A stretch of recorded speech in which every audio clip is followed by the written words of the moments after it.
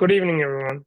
Today I am here to present our paper, BaTCAVe, Trustworthy Explanations for Robot Behaviors. So every time we train a manipulation policies, we actually do not know why it does the action or why it performs such actions. For example, in this case, why is the infector actually going down? Did it learn the color red, or is it just going down for every object it sees? That is where our framework comes in. You can ask these questions to our framework called BaTCAVe, and it would get observations by probing the manipulation policy dozens of times, and from which we would get explanations such as which concepts are important and which led to such actions. So how do we get such explanations?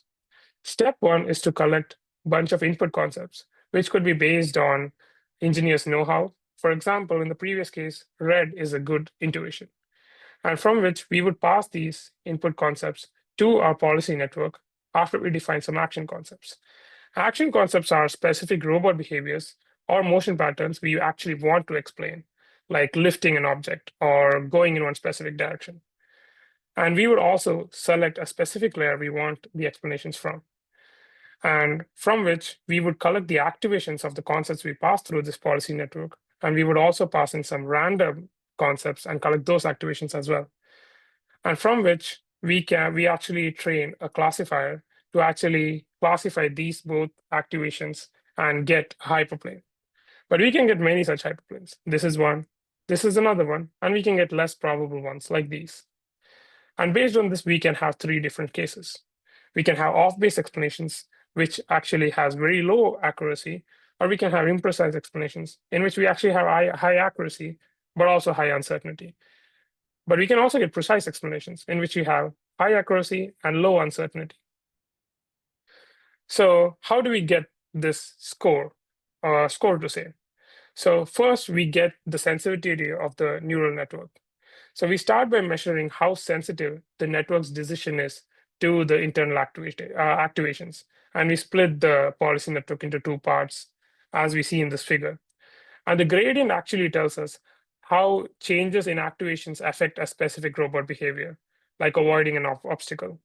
And then we get the sensitivity along a direction V, representing a human concept, for example, darkness.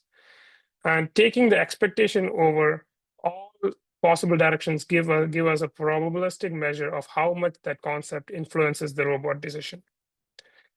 And now we approximate that expectation by sampling several directions from the concept distribution QV, for which each test input, we check whether moving along that concept direction increases the likelihood of the target behavior.